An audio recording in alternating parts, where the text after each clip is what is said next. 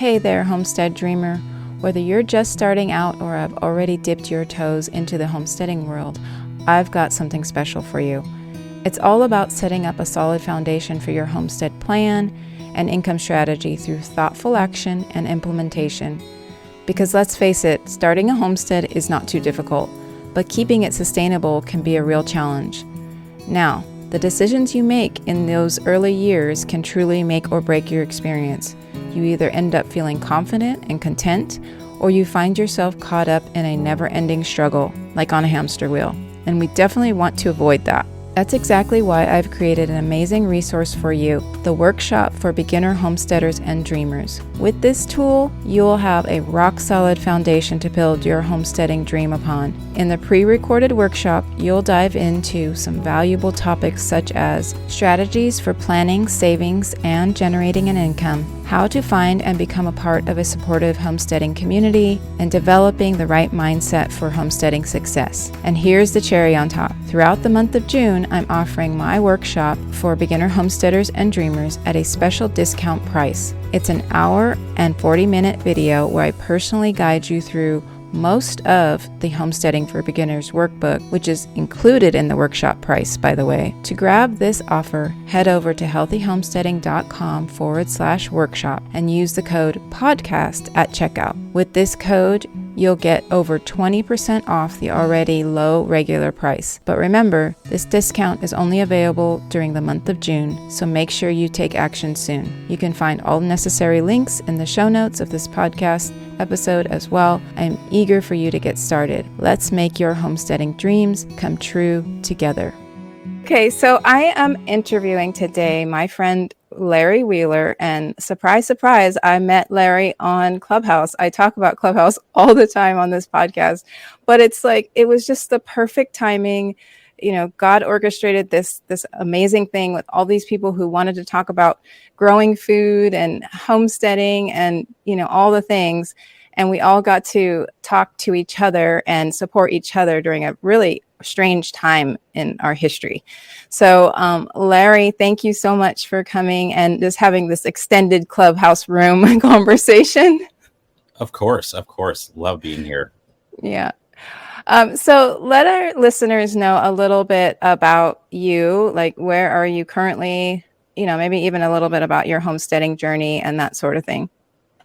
So I guess when we met on Clubhouse, I was still in Virginia and living there. And recently, I guess I don't know how recent a year ago is, but a year ago, I accepted a job at a seed company here in Missouri.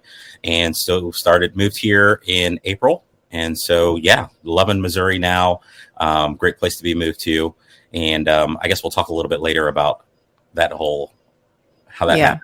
Yeah, we can talk about that. I would like to know, because I only know a little bit about how it happened. So I'd love to hear the whole story. So Larry's going to help us understand, and I know a little bit about it. I still am a little fuzzy on it, but a term called permaculture design, and what that means and how that can help your homesteading experience, your gardening experience.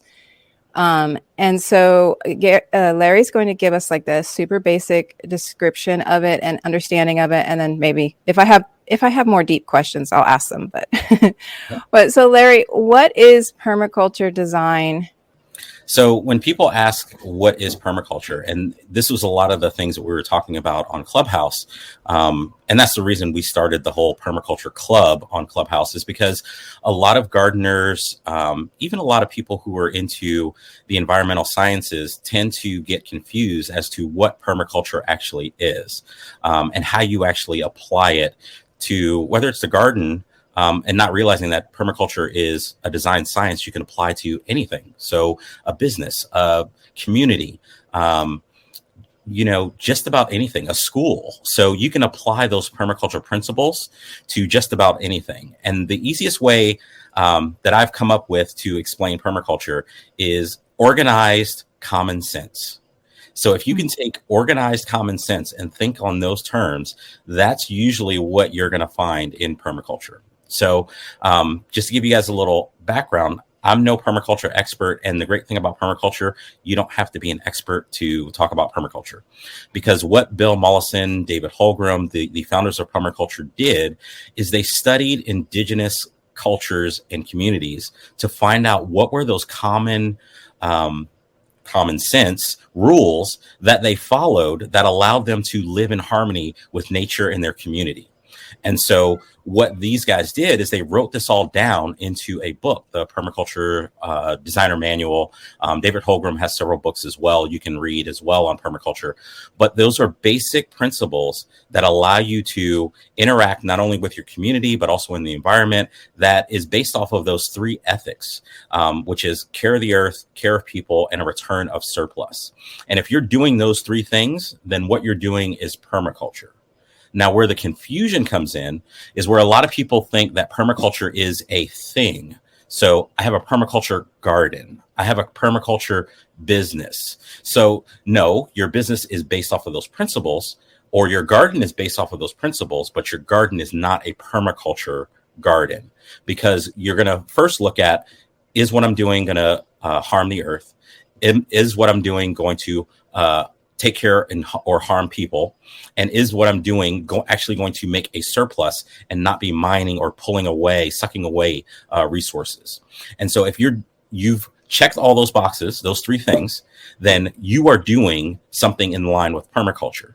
Now, permaculture brings in all of the different techniques that you would in all of the organic, natural gardening aspects that you would bring in. So whether it's IMO, whether it's putting in swales, whether it's putting in, you name it, ponds, aquaponics. That's actually how I got into permaculture, is following the rabbit hole down aquaponics and hydroponics. So all of those are different techniques that can all be utilized by permaculture. As long as you're following those three ethics, then you can utilize it in your design. And that's where it all comes together. Permaculture brings it all together in that it's a design science. So therefore, you're looking at, not only do I want to put in a garden, but how does that garden interact with my daily chores? How does that garden interact with my community? How does that garden give back to the environment? And when you're thinking about that whole system design, which is another piece that permaculture brings in as well, that whole system design, rotational grazing, mob grazing, all of that can be brought into permaculture. When you're thinking about that whole design from the beginning to the end, and how that design is continuously regenerative, then what you're doing is designing using permaculture. Using like an example, a hands-on example of someone who says they want to do, or how do you say it? Like, how do you say it? Use permaculture, do permaculture. What words do you use for that, first of all? Yeah, use permaculture. You could say use permaculture, yeah. Okay, so how would someone who wants to use permaculture in their gardening space, what exactly would they be doing in that scenario? The first thing I always recommend when people are thinking about designing something utilizing permaculture is to first use the easiest way you can produce things without making major mistakes is just put it on paper. Write it down on paper. First thing you want to do is you're going to start thinking about, what am I trying to accomplish? That's always the first. If you don't know where you're going, you're never going to get there. And so it's kind of like a map. So if I can't give you a map of where, someone else's house is 5 miles down the road, if that wasn't the goal. If the goal was for you to get to McDonald's the other direction, it's not going to work. So when you're designing something, you want to think, where am I going? How am I going to, then you can say, how am I going to get there? Then you can look at the principles and then start putting those principles together into how that can happen. So let's just say you're looking at your backyard. You would like to have more food coming into your house. Maybe 10% of your food coming from your backyard. Okay. Now you know what your goal is. Okay. How can I accomplish that? What are the resources I already have? Do I have chickens in my backyard? Can I look at those chickens and say, can I connect my chickens to the food that I want to create? So what you're doing is you're looking for interconnections. You're going to take those interconnections and then you're going to make a design plan on, hey, if I go to my chickens in the morning, I'm going to collect the eggs. I'm going to give them any food scraps that came from the kitchen.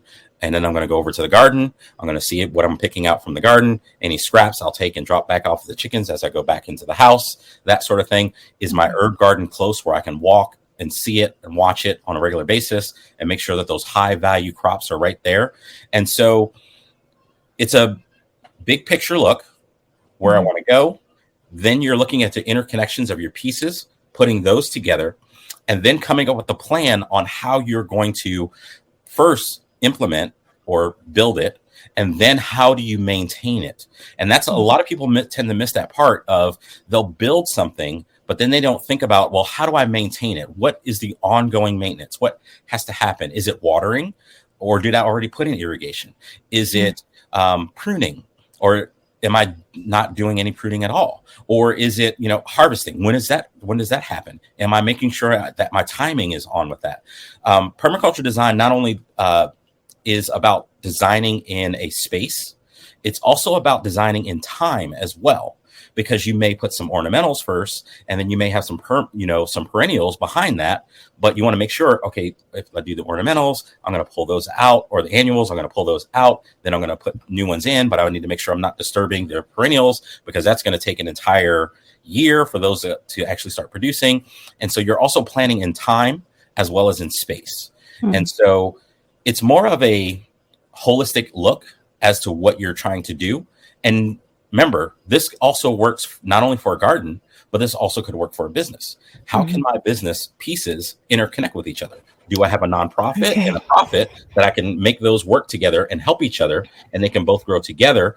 Is it going to be helping the community? Am I, producing something that is, sustainable, regenerative? So yeah, permaculture helps you with that whole design process from the beginning to the end.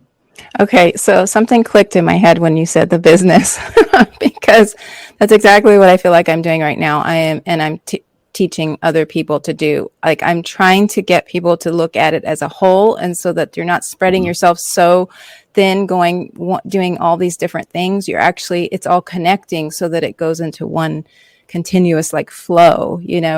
So that hit me right when and I thought about this too, as you were talking just now. I think I've been doing some of these things because I've been gardening for 15 years. I think I naturally came to this conclusion that it needs to all fit together so that I'm not doing so much work, and so that it's connected and using all the things that I have available on my property. So I maybe that's the issue I've had, is because I've already been doing some of these things, and I'm like, well, isn't that what everybody's doing? But I think maybe not. Maybe everyone, give me an example of a bad, an anti, not anti, but a non-permaculture way of somebody's doing it in a way that they're not using permaculture. Maybe that will help some people too. I think giving that opposite. Okay, so you're absolutely right. When you talk about these are things that I've already been doing. Remember I said earlier that permaculture, my way of interpreting permaculture, organized common sense. These are things we've already been doing. These are things that have been passed down for generations of, hey, if I'm not using those leaves, put those in a compost pile, and I can get those back and put those back into my garden later. It's reusing those input and output streams continuously and making sure that you have a flow. So if someone were to say, well, if I wasn't using permaculture, what would my, let's say, garden would look like? We talked about earlier about having a garden. I want to go into my backyard. I want to be able to produce 10-20% of my food. And what I was going to do that, I was going to have chickens that are going to handle my compost. I'm going to have a garden where I'll take any of the excess from the garden and drop it into the chickens, and they'll continue to compost that. And I could take their manure at the end of the year and then put that back into the garden when it's resting in the winter. So all of that is a flow in a system. You're making sure you're taking care of the earth. You're making sure you're doing getting more return than what you're putting in.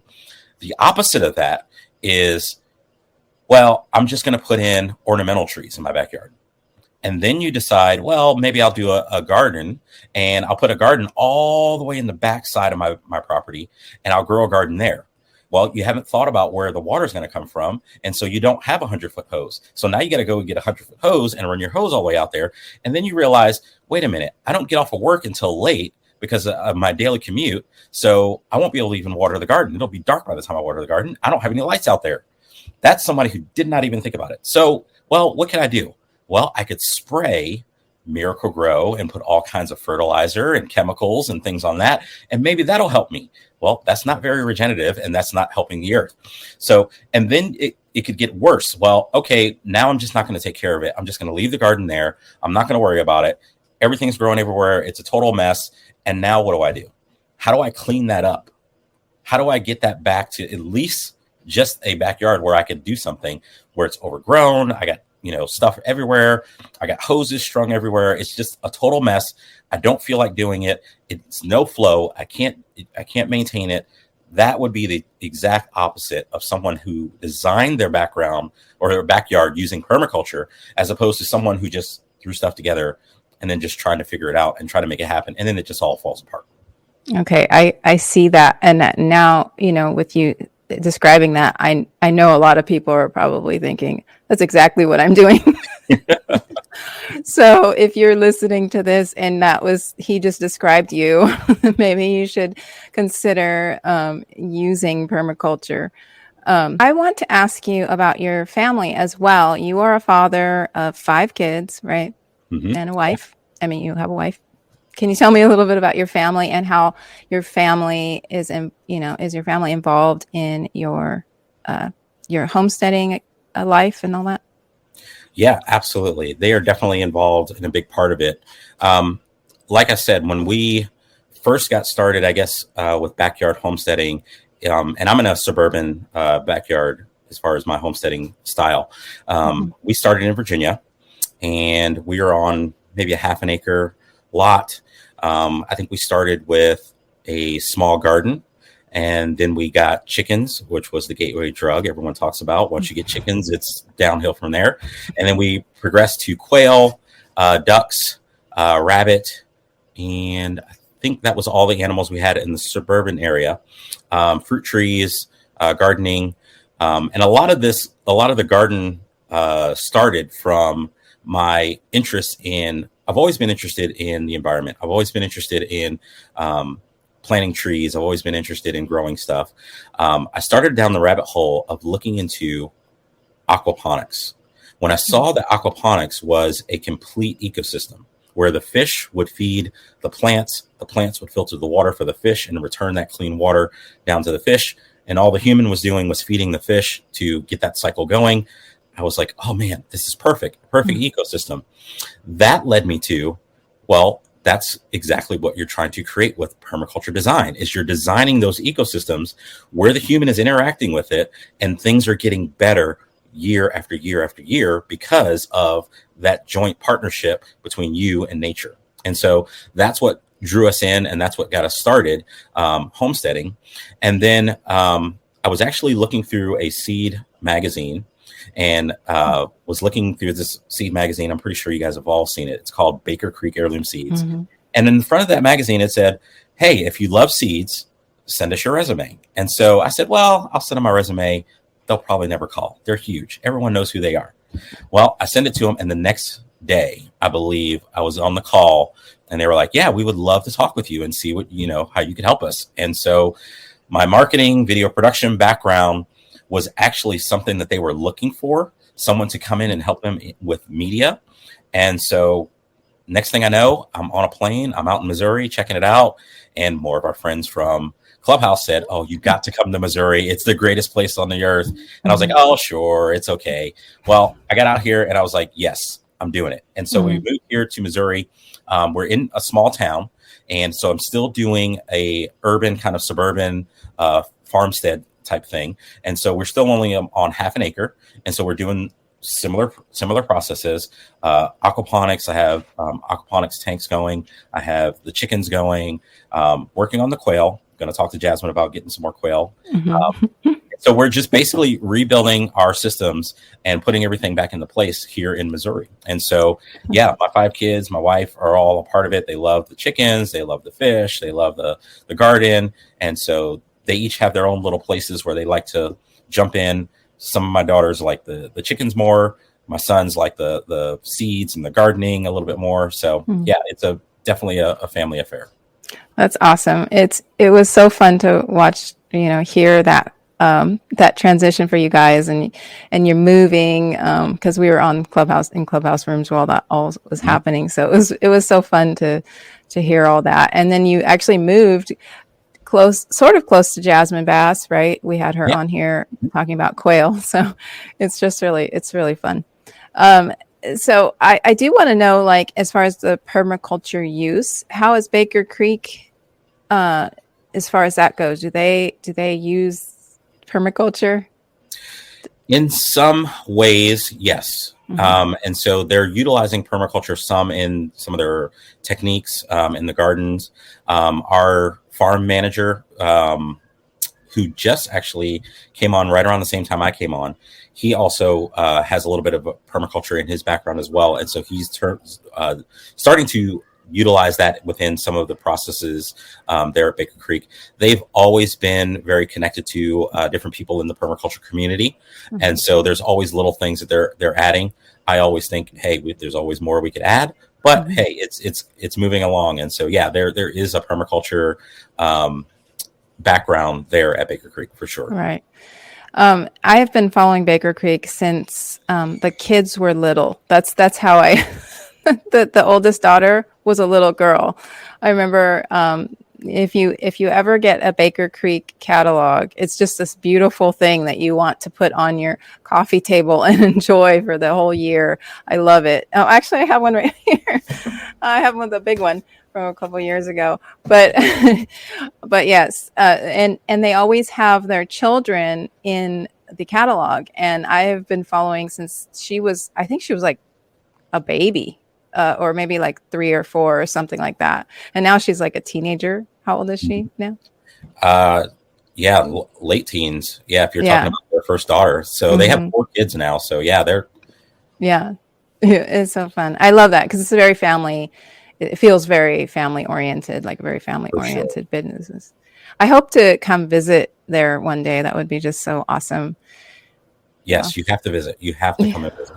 Okay. I've never been to Missouri, but my father-in-law was born and raised in Missouri. So actually, that's not true. I think we drove through Missouri coming to Georgia. I believe we did. But okay.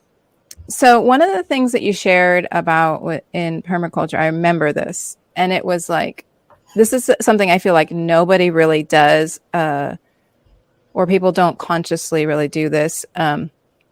Where you wait a season before you plant anything. You wait, I mean, a full year to watch what your land is doing in order to get that flow and use your land properly. You wait for a full year.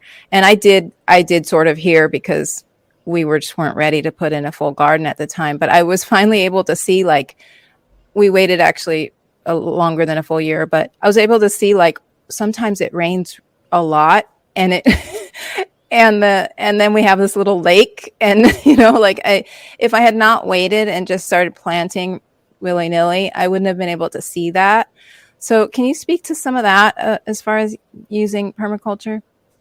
So one of the keys to when you're implementing permaculture and looking at planning out your designs is they talk about making sure you observe and interact. And so what you're talking about is that observation period. And most recommendations say you want to wait and see all 4 seasons on a property before you start planning so that you can see where those microclimates are. You can see where the water may be collecting. You can see where's the cold air collect, where's the warm air collect. These are all things that will help you in planning out where you're planting your plants, where you're putting your structures, where is the water flowing, and do I need to stop it, do I need to slow it, do I need to spread it, and I did soak it. Those techniques are helped when you have a good understanding of what the property is actually doing, and seeing it in all 4 seasons is what's going to help you. Yeah. But here's one of the things that I love to make sure that people don't get into excuse-itis, or I can't do it now. Mhm. Just because you're observing your property doesn't mean you can't get started right away. You can still do temporary things, whether it's things in pots, whether it's annuals that you can pull out and it's not going to be a big thing because, hey, these will be done in 60 days. Not much is going to go terrible in 60 days. And so don't let that be a button to say, well, I don't have to do anything on my homestead because I'm watching it for a year. But yes, do watch your property, figure out what happens within those 4 seasons. One of the things that also helps is make sure you take pictures. If you have a phone, take a picture with your phone. That means once you take that picture, you have a date and a time when that happened and you can go back and look through based off of your location and saying, okay, what happened at my property throughout the year, and review. Oh, it was very rainy in March. Oh, it was very dry in August. Oh, do you know that tree was blooming in late October? I didn't know that tree would be blooming in late October. And so that's part of that observation, being able to take those things. Because remember how we talked about interconnecting things? You want to find out what resources you have available and then see how you can interconnect those so that you can get a multiplication effect on what you're planning. And so by observing, you can see what's happening in your environment and then multiply your results based on what you see and being able to connect those different things. That's awesome. That helps me understand. For one, when you gave me like that you kind of gave me that permission, like observe your land and like to not have to rush, but like you were saying, also it's not an excuse to not do anything either. What books or YouTube videos or anything like that do you recommend someone read or watch if they want to get more into this topic? Books I would recommend for studying a little bit on permaculture. One of the easiest ones to get into, most approachable, is probably going to be Gaia's Garden by Toby Hemingway. He takes a very backyard approach to explaining what permaculture is, how to design using permaculture. And it also has a really good index on the back when it talks about planting plants together, companion planting, putting guilds together, so you maximize those results you're getting from the plants you're putting in the ground. That's also a good reference for that as well. When it comes to YouTube, I would recommend looking at everything, but taking everything with a grain of salt. Because permaculture is what it is, it's an open source system, and anybody can say what they want about permaculture. Doesn't necessarily mean that it's permaculture. If it's not following those 3 ethics, then it's probably not permaculture. And if they're calling a technique permaculture, or this is a permaculture garden, or this is a permaculture herb spiral, then they probably don't know what they're talking about when it comes to permaculture. So yeah, just take it with a grain of salt when you're looking at that. Books, Bill Mollison, David Holgram, founders of permaculture, great people to find or follow. There's lots of permaculture teachers out there. Here's what I always tell people: when you're looking for a permaculture teacher, or you're looking for a PDC, which is a permaculture design certificated course that you're going to take, usually it's 72 hours. When you're looking at those courses, you want to find someone who lights your fire, makes the bulb go off in your head that, oh, I get it. And that could be anybody from like a Rob Avis, who is a former engineer who went into permaculture design, and he now teaches permaculture. And now his design process teaches on the engineering side. It's very, very scientific, very dot your I's, cross your T's. He may light your fire. You may want to follow him. There may be other guys who are may more Andrew Mullison, who teaches out of Oregon State. He is very much a teacher with all the best PowerPoints and 3D animations and all of the, great stuff, teaching aids. So maybe that lights your fire. And that may be someone you want to follow and look at and taking their PDC. Jeff Lawton, taught by, Bill Mollison, great permaculture teacher. Highly recommend his courses as well. He may light your fire. One of the guys we were talking to on Clubhouse, Larry Santoyo, also a permaculture teacher, designer, taught by Bill Mollison as well, has a great school out in California. So yeah, there's tons of guys out there that you can learn from. Always look and make sure that it's actually speaking to you, and then make sure that they're, if they're following those principles in general practices of permaculture, you're going to be okay. Yeah, and thank you for that list of people. So if anybody's interested, make sure you write those names down. And Larry just like launched something. I just saw his Instagram. He launched like a course or something recently.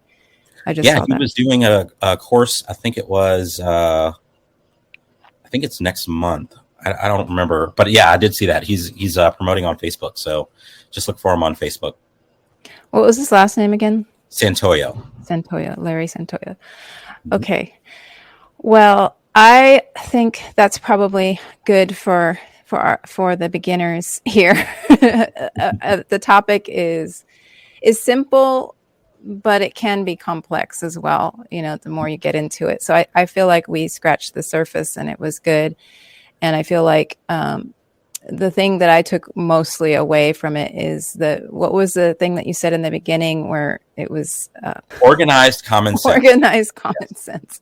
Permaculture is organized common sense. Okay. Yeah. So that kind of put things into a better light for me to hear that. So, okay. Well, thank you so much. How can people find you? Like where can we find you I know you do media stuff. Yeah, you can, if you want to follow our adventure on building an urban homestead and then eventually moving out to a rural homestead, we're looking for property now. Nice. We're at libertyspringsfarm.com. That's where we've called our farm, and I think I have it on here. Yeah, there you go. Liberty Springs. Liberty Springs is the name of our farm. We started that in Virginia, brought that out here as well. And so, yeah, Liberty Springs on Instagram, Facebook, I mean, you name it.